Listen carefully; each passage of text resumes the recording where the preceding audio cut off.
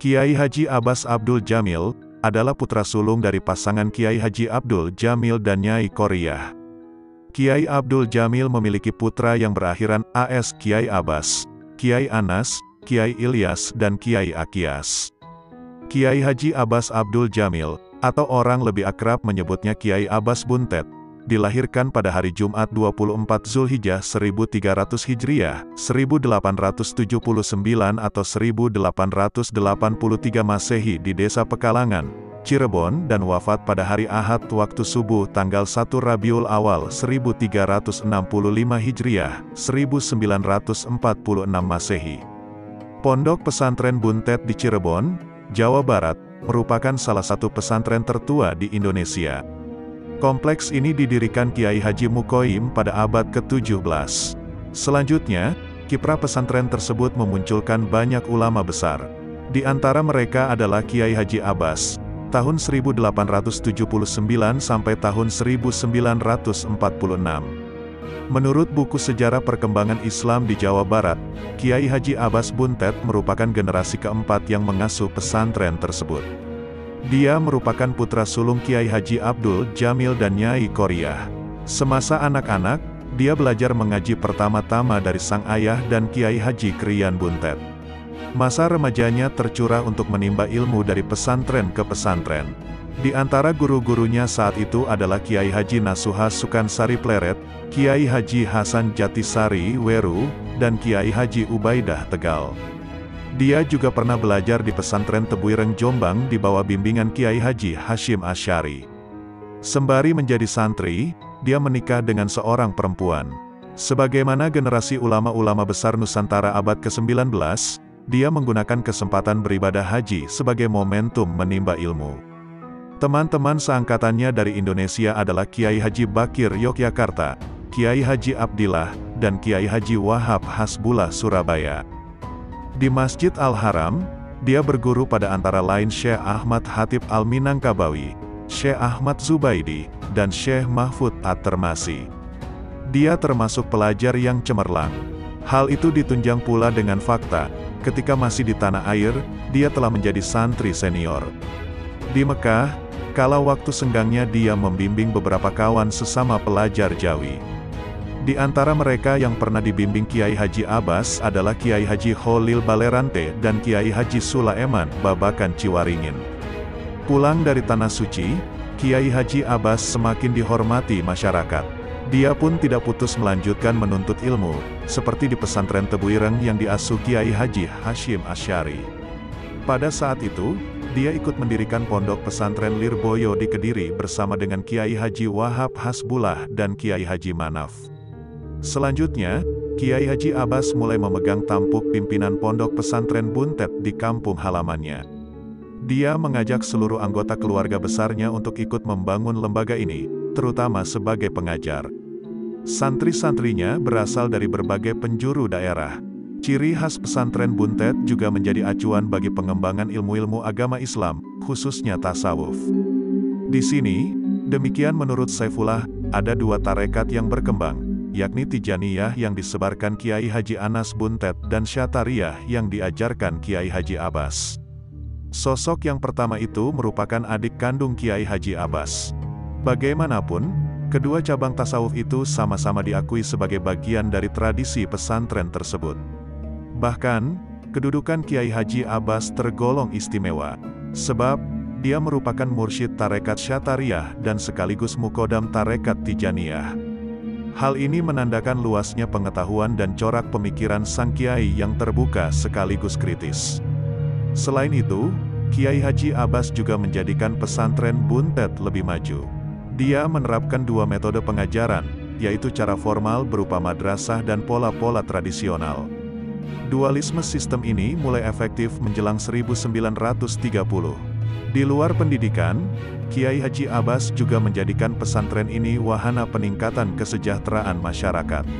Para santri diajarkan keterampilan berwirausaha, semisal membatik atau teknik pertanian. Sang Kiai juga membuat dapur umum untuk keperluan warga sekitar. Di luar ilmu-ilmu agama, Kiai Haji Abbas juga mengajarkan seni bela diri kepada mereka. Hal ini kelak menjadi modal penting bagi para santri untuk ikut mempertahankan kemerdekaan negeri dari penjajah. Pondok pesantren Buntet pun menjadi basis penting laskar-laskar jihad, semisal Barisan Hizbullah, Sabilillah, atau PETA, pembela tanah air, terutama ketika era setelah proklamasi 1945. Di luar itu, dia juga membentuk dua regu laskar santri, yakni Asbal dan Atfal. Kiai Haji Abbas Buntet dikenal luas sebagai pejuang yang berani. Pada zaman revolusi Belanda, Nika, yang membonceng sekutu ingin menjajah kembali Indonesia. Sementara itu, laskar-laskar Indonesia sibuk melucuti persenjataan Jepang sebagai persiapan tempur. Di Surabaya, sekutu semakin arogan dengan memaksa penduduk untuk menyerahkan senjata dan menyerah di tempat. Ultimatum ini ditolak mentah-mentah rakyat seluruhnya. Mereka lebih memilih mati berjuang daripada ditindas kembali. Menjelang pertempuran tanggal 10 November tahun 1945 itu, di Cirebon Kiai Haji Abbas juga sudah mulai memobilisasi massa, terutama dari kalangan santri. Dia memberikan komando untuk ikut dalam barisan perjuangan rakyat Indonesia di Surabaya. Dia sendiri ikut terjun dalam kancah perang besar ini. Orator ulung, Bung Tomo, bisa dikatakan anak didiknya dalam semangat perjuangan. Ditilik ke belakang, peristiwa historis tersebut merupakan efek dari resolusi jihad yang digagas para kiai sebelumnya dalam pertemuan Nahdlatul Ulama di Surabaya, pada Oktober tahun 1945. Kiai Haji Abbas juga turut menghadiri acara yang merumuskan fatwa jihad tersebut. Setelah Indonesia mendapatkan pengakuan kedaulatan, Munawir Aziz menjelaskan, Kiai Haji Abbas masuk ke dalam dunia politik. Pertama-tama, dia menjadi anggota Komite Nasional Indonesia Pusat, KNIP, yang setara dengan parlemen kini. Dia mewakili konstituen Jawa Barat. Adapun di lingkungan organisasi, Kiai Haji Abbas turut aktif dalam Nahdlatul Ulama. Di sini, jabatannya adalah anggota Dewan Muhtasyar Pusat dan kemudian Rais Am Dewan Syuriah NU Provinsi Jawa Barat. Kiai Haji Abbas wafat pada tahun 1946. Jasadnya dikebumikan di komplek pemakaman keluarga di Pondok Pesantren Buntet, Cirebon. Sepanjang hayatnya, almarhum memiliki dua orang istri, yakni Nyai Asiah dan Nyai Zainah. Anak-anaknya adalah Kiai Haji Mustahdi, Kiai Haji Mustamid, Kiai Haji Abdullah, dan Kiai Haji Nahduddin Royandi. Periode setelahnya wafatnya Kiai Haji Abbas, kepemimpinan Pondok Pesantren Buntet dipegang Kiai Haji Mustahdi. Sosok ini pernah belajar antara lain pada Kiai Haji Amin Babakan Jiwaringin, Kiai Haji Dimyati Termas, Kiai Haji Hashim Asyari Tebuireng, dan Kiai Haji Abdul Manan Lirboyo. Setelah Kiai Haji Mustahdi berpulang ke Rahmatullah, tampuk kepemimpinan pesantren ini berturut-turut diberikan kepada Kiai Haji Mustamid, Kiai Haji Abdullah, dan Kiai Haji Nahduddin Royandi. Berikut akan diuraikan beberapa kisah karomah Kiai Abbas. Pertama, sewaktu masih kecil, seumuran anak-anak yang suka telanjang dan bermain layang-layang, Kiai Abbas setiap meminta uang jajan kepada ayahnya harus memenuhi syarat yang diberikan. Waktu itu Abbas kecil harus membacakan nazam maksud, riwayat lain Alfiyah, dengan hafalan di hadapan ayahnya. Dengan segera Abbas kecil pun membacakannya dengan hafalan di luar kepala, semuanya tanpa tersisa dan terlewat satu bait pun. Bercampur heran dan takjub, akhirnya uang jajan pun selalu diberikan jika ia meminta. Beberapa saat kemudian, Abbas kecil mengutarakan keinginannya kepada sang ayah untuk mondok. Meski ayahnya sendiri adalah seorang kiai yang alim dan mengajar ke para santri, orang Jawa menyebut itu belum dikatakan mondok karena belajar kepada orang tuanya sendiri. Disebut mondok jika ia belajar ke pesantren yang bukan milik orang tuanya. Begitupun dengan Abbas kecil, punya keinginan yang besar untuk mesantren ke pesantren-pesantren yang ada di Jawa, khususnya Jawa Barat. Karena desakan yang besar dari anaknya, akhirnya Kiai Haji Abdul Jamil mengabulkan. Yawis lamun arep mondok, pamita sira marang dulur iraning Masjid Agung Cirebon. Ya sudah, kalau kamu ingin mondok, mintalah restu kepada kerabatmu yang ada di Masjid Agung Keraton Cirebon. Dengan langkah tegap, tatapan tajam ke depan, Abbas kecil berjalan kaki menyusuri rel kereta api berangkat pagi dari rumahnya menuju Masjid Agung Cirebon. Hari itu adalah hari Jumat. Tepat pukul 12 siang kurang 10 menit, beduk masjid pun berbunyi bersamaan dengan datangnya Abbas kecil. Salah seorang habib, imam dan khatib Masjid Agung Cirebon, pun berteriak, "Heh, sapa kuno sing wani-wani nabuh beduk, kurang 10 menit. Siapa yang berani-beraninya menabuh beduk, padahal waktu masuk salat kurang 10 menit lagi." Karena satupun jamaah yang hadir tidak ada yang menjawab, sebab mereka memang tidak ada yang merasa menabuh beduk, habib itu pun bertanya di hadapan jamaah, "Siapa saja orangnya yang masuk masjid bersamaan dengan bunyi beduk tadi? Suruh dia menghadap saya." Para jamaah pun saling toleh, tidak ada yang merasa. Tapi salah seorang dari mereka memberanikan diri untuk menjawab, "Maaf Habib, ada satu orang yang dimaksud, tapi dia cuma anak kecil, kulitnya hitam, nampak lusuh dan pakaiannya tidak rapi." "Bagian bocah cilik, biarin, meskipun anak kecil," jawab sang habib. Akhirnya Abbas kecil pun diminta menghadap sang habib, dan ia ditanya, "Siraku sapa, saking endi? Kamu itu siapa dan berasal dari mana?" Dijawab dengan tegas ala anak kecil, "Ingsun Abbas, putrane Dul Jamil Buntet." "Saya Abbas, putranya Abdul Jamil Buntet." Langsung saja sang habib merangkulnya sembari menangis dan berkata, "Masya Allah, siraku arane Abbas, putrane Kiai Abdul Jamil Buntet." "Sedulur ingsun, Masya Allah, kamu Abbas putranya Kiai Abdul Jamil Buntet, masih kerabatku." Akhirnya Abbas kecil pun disuruh sang habib untuk naik mimbar dan berkhutbah. Meski kecil, ia sudah sangat fasih berbicara di hadapan orang banyak. Berkhutbah dengan lancarnya bak khatib yang sudah sangat berpengalaman. Ternyata beduk masjid yang berbunyi sendiri itu, sebagai pertanda dan penyambutan ada tamu orang yang besar Kiai Haji Abbas bin Kiai Haji Abdul Jamil Buntet. Mungkin yang menabuh beduk dan menyambut itu adalah para malaikat, tutup Bapak Ridwan salah satu santri Buntet pesantren, mengakhiri kisahnya. Kedua, bakyak, sandal yang terbuat dari kayu, mungkin bagi kita semua dianggap sebagai salah satu sandal kuno dan ketinggalan zaman. Atau juga, menggunakan bakyak itu dikarenakan harganya yang murah dan juga awet digunakan. Cukup jarang, bakyak digunakan dalam peristiwa-peristiwa penting. Lebih banyak ditempatkan untuk alas kaki di kamar mandi, atau untuk digunakan untuk santai. Namun berbeda dengan Kiai Abbas Abdul Jamil, beliau malah menggunakan bakyak dalam peristiwa-peristiwa penting.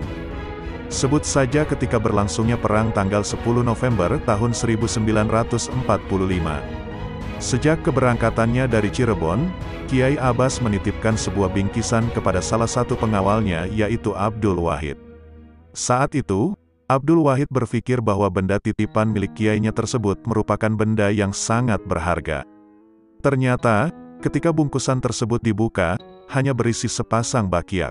Walaupun masih bingung, Abdul Wahid hanya mengikuti perintah Kiai Abbas dan membawa bingkisan tersebut hingga perjalanan tiba di Rembang, Jawa Tengah dan singgah di kediaman Kiai Bisri Mustafa. Disitulah Kiai Abbas ditunjuk untuk menjadi komandan perang tanggal 10 November oleh para kiai yang sudah menunggu beliau.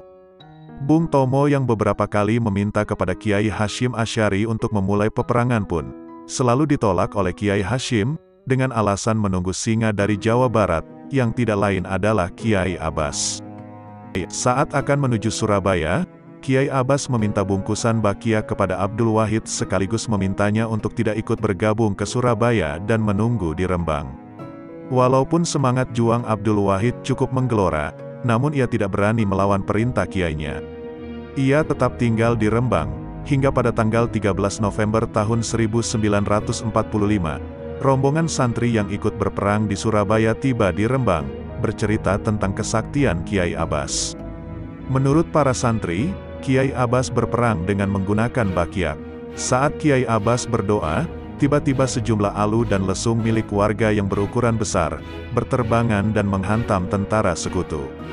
Pesawat yang terbang pun dilumpuhkan hanya dengan lemparan tasbih oleh Kiai Abbas. Menurut Kiai Haji Amiruddin, saat perang tanggal 10 November Kiai Abbas dengan karomahnya, bukan hanya berada di satu tempat, tapi di dua tempat. Yaitu di pusat kota dan di pesisir pantai Surabaya. Di pesisir pantai itulah, Kiai Abbas menghancurkan puluhan pesawat milik sekutu dengan hanya mengibaskan sorbannya ke atas langit. Penggunaan bakyak oleh Kiai Abbas juga, ternyata bukan hanya dilakukan saat perang tanggal 10 November saja. Melainkan digunakan pada hal lainnya, yang cukup penting. Salah satunya ketika akan bertanding silat. Kiai Haji Amiruddin Apkari mengatakan, Buntet itu memiliki pencak silat sendiri dengan nama pencak silat Buntet. Ia pernah mendapatkan cerita dari Mangki Som, salah satu pendekar silat asal Buntet yang juga pernah menjadi gurunya, tentang kehebatan pencak silat Buntet dan juga bakyak Kiai Abbas.